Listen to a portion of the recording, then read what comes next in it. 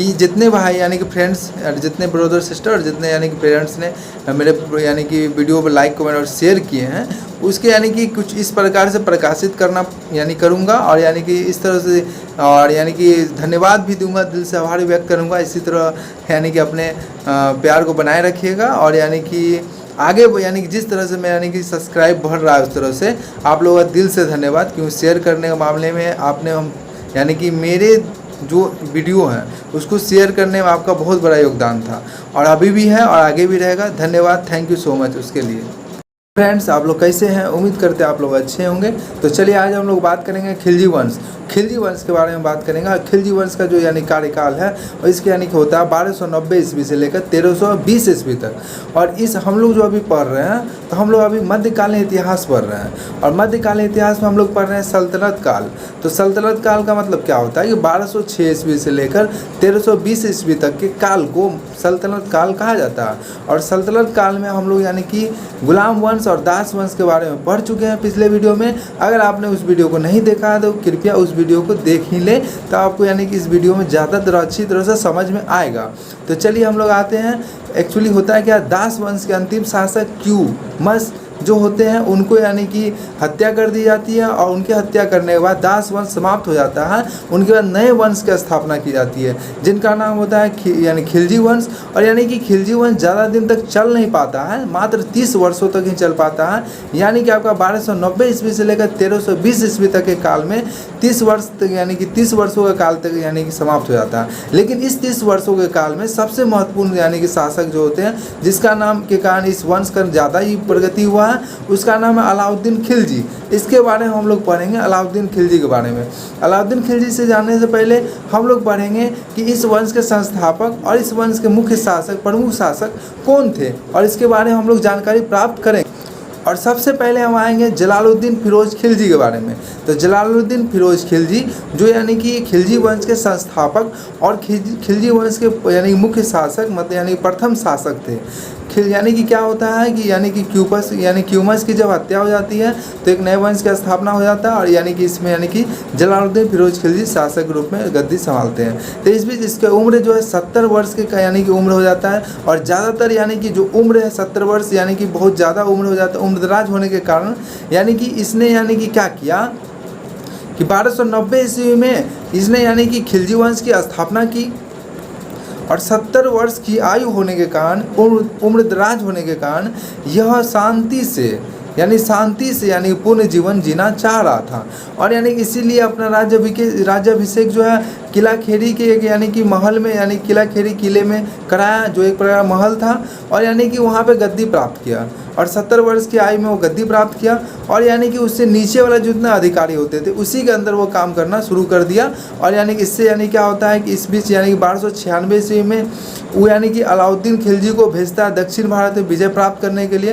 और अलाउद्दीन खिलजी दक्षिण भारत में 1296 ईस्वी में विजय प्राप्त करने चल जाता है। अलाउद्दीन खिलजी क्या करते हैं, 1296 ईस्वी में दक्षिण भारत में विजय प्राप्त करके आते हैं, बहुत सारे धन लेके आते हैं।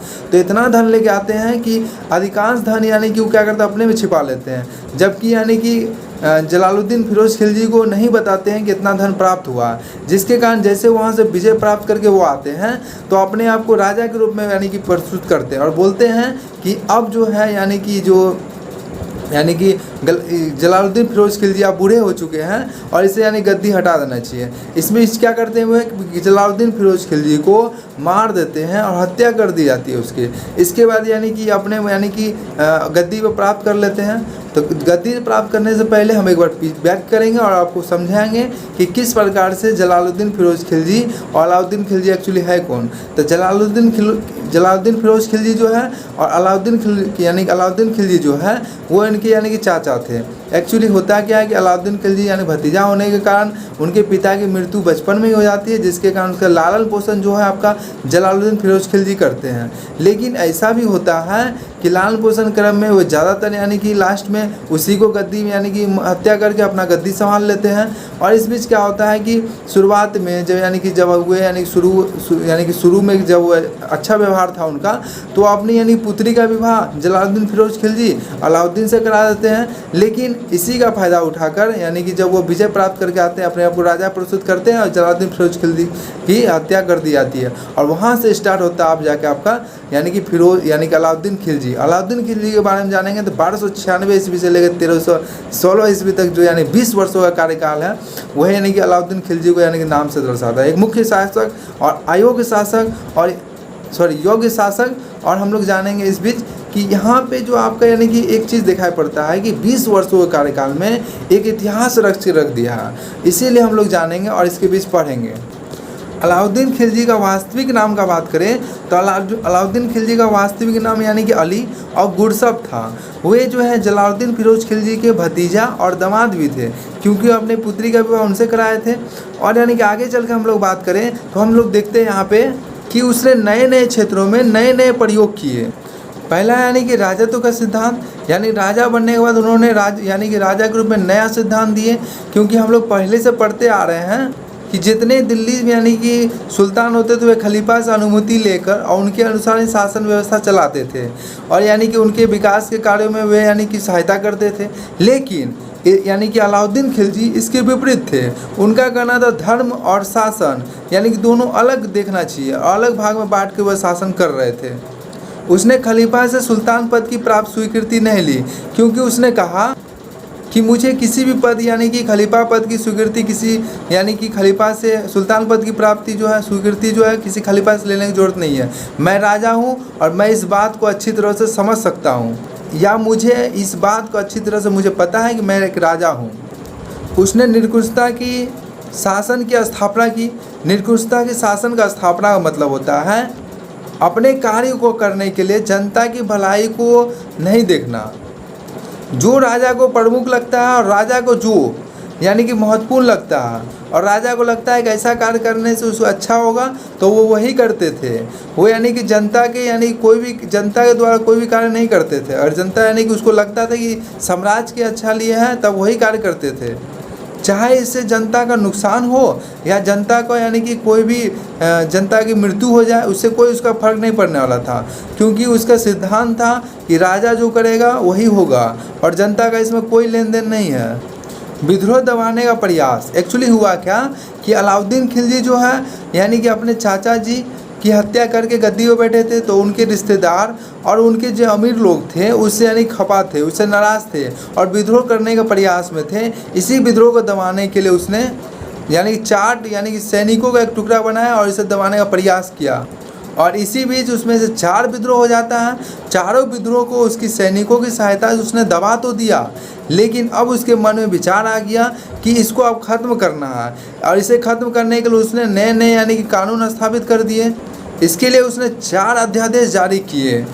दान, उपहार और पेंशन में दी गई भूमि को वापस लिया जाए, क्योंकि ये वही सब लोग हैं जो इस सब का फ़ायदा उठाते हैं और राजाओं के यानी कि विद्रोह में कोई काम करते हैं, षड्यंत्र रचते हैं, इसलिए इस सब को यानी कि वापस लिया जाए। इसलिए यानी कि इस लोगों ने कानून बनाया। एक अध्यादेश ये भी था। दूसरा अध्यादेश था कि उसने गुप्तचर शासन व्यवस्था स्थापना की। इसका मतलब ये हुआ कि साम्राज्य के चारों तरफ गुप्तचर फैला दिए, और गुप्तचर यानी क्या करते थे, चारों तरफ का खबर उसको बताते थे और ये भी बताते थे कौन आपके विरुद्ध क्या कर रहा है, कौन आपके विरुद्ध षड्यंत्र रचा है। इससे क्या हो गया कि उसको विद्रोह में कोई भी आदमी कुछ करता था तो उसको पहले से पता चल जाता था, उसे दबाने का वो भरपूर प्रयास करता था और दबाने वो सफल भी हो जाता था। तीसरा था अमीर और सरदारों के दावतों, विवाह संबंधों, प्रबंध, क्योंकि उसे पता था कि अब ये अमीर लोग और यानी दावत में एक दूसरे को बुलाते हैं और विवाह संबंधी यानी बुलाने के क्रम में ये हमारे खिलाफ षड्यंत्र रचते हैं और राजा के विद्रोह में यानी कि कुछ भी कर सकते हैं। इसके लिए उसने यानी कि इस नियम का अध्यादेश जारी कर दिया। लेकिन उसमें से एक चीज़ उसने ये भी किया कि हिंदुओं पर कठोर नीति अपनाकर उसे निर्धन बनाए रखा ताकि वो विद्रोह कर ना सके। और उसने क्या किया कि राजस्व कर व्यवस्था में बदलाव लाया।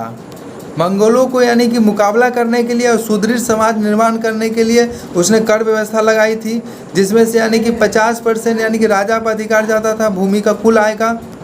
और इस बीच उसने 2 कर नए कर लगा दी। पहला चराई कर, दूसरा धरी कर। चराई कर का मतलब होता है जो दुधारू पशु थे वो चारागाह के नाम के क्षेत्र पर उससे यानी कि टैक्स वसूलते थे। और धरी कर का मतलब हो गया जो यानी कि व्यक्ति मकान में घर बना कर रहते थे उससे भी वो टैक्स लेकर यानी कि रहते, जिससे क्या होगा बहुत सारा यानी संपत्ति यानी बहुत सारा हो गया धन संपत्ति, जिसके कारण उसे यानी कि इसको एकत्रित करने के लिए, राजस्व एकत्रित करने के लिए मुफ्त खराज यानी कि एक विभाग बना दिया गया और अलग से उसके खिलाफ एक और विभाग बना दिया, दीवान ए मुफ्त खराज।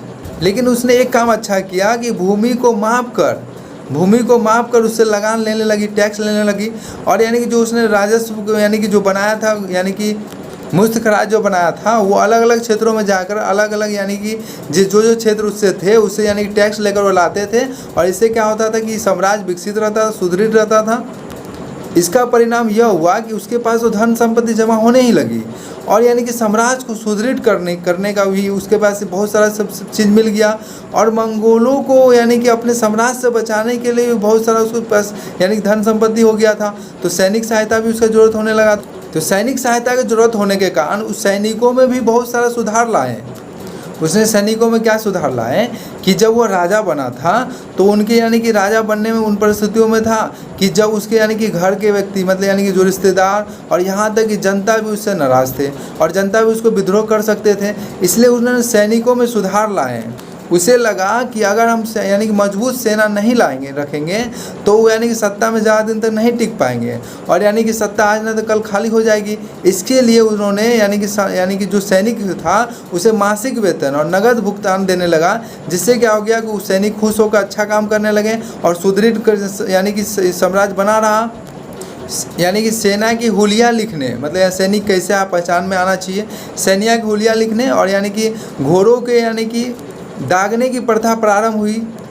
यानी कि सेना में जो घोड़ा सम्मिलित होते थे घोड़ों की नस्ल और घोड़ों की संख्या कितनी है इससे यानी कि पूरी तरह खबर उसको होनी चाहिए। बाजार व्यवस्था का बात करें तो बाजार व्यवस्था में क्या हुआ कि मूल्य नियंत्रण प्रणाली को दृढ़ता से उन्होंने आगे बढ़ाया।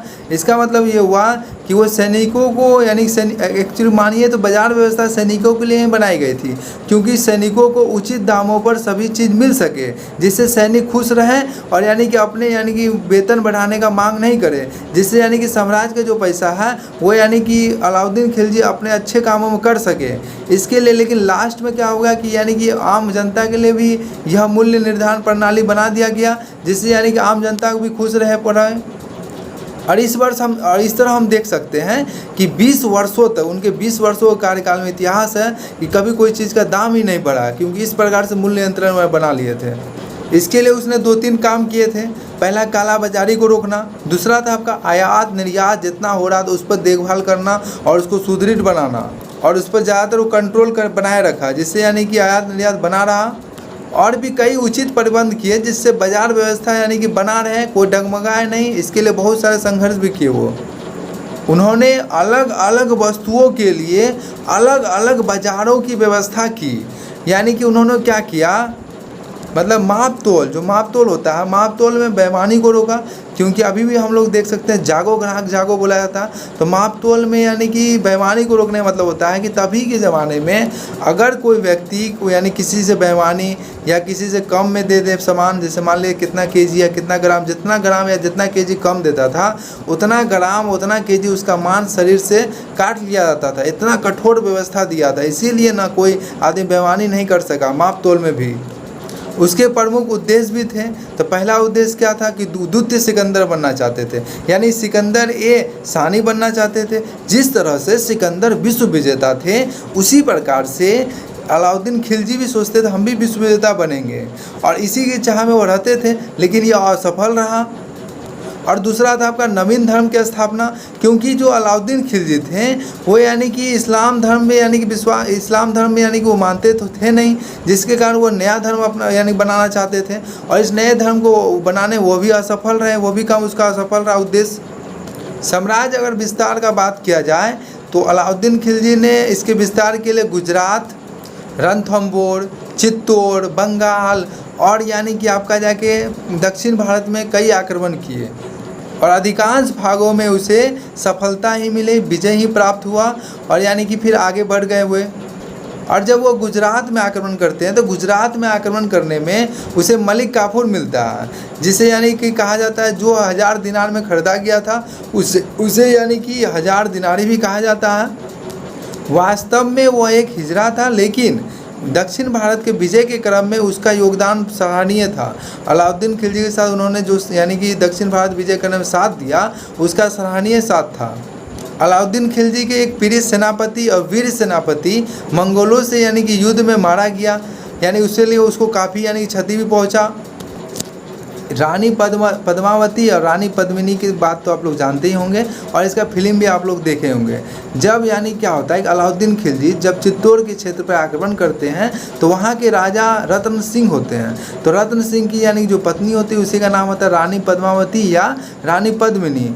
लेकिन जब यहाँ पे आक्रमण करते हैं तो वे यानी कि रानी पद्मावती को देखना चाहते हैं और देखने के क्रम में यानी कि देखना की चाह रखते हैं और यानी उसे जीतना चाहते हैं, लेकिन इतिहास में इसे कहीं भी जानकारी नहीं मिलती है। लेकिन 1540 ईस्वी में यानी कि एक किताब है जिनका नाम है आपका जाके पद्मावत, और यानी कि इस पर जो है मलिक मोहम्मद जायसी ने लिखा है। जब यानी कि अलाउद्दीन खिलजी चित्तौड़ पर आक्रमण करते हैं और चित्तौड़ पर आक्रमण करने के बाद वहाँ पे जब यानी कि पद्मावत या पद्मामिनी को देखना चाह रहे थे तो उसे जीतने की कोशिश करते हैं और उसे अपने साथ ले जाने की कोशिश करते हैं, लेकिन जौहर यानी कि जौहर प्रथा होने के कारण पद्मावती जो है अपने आप को यानी कि मृत्यु अपने आप मार लेती है, जान मार लेती है, जिसके कारण यानी उसकी इच्छा भी यहाँ पे धूमिल हो जाती है और यह इच्छा यहाँ भी खत्म हो जाती है।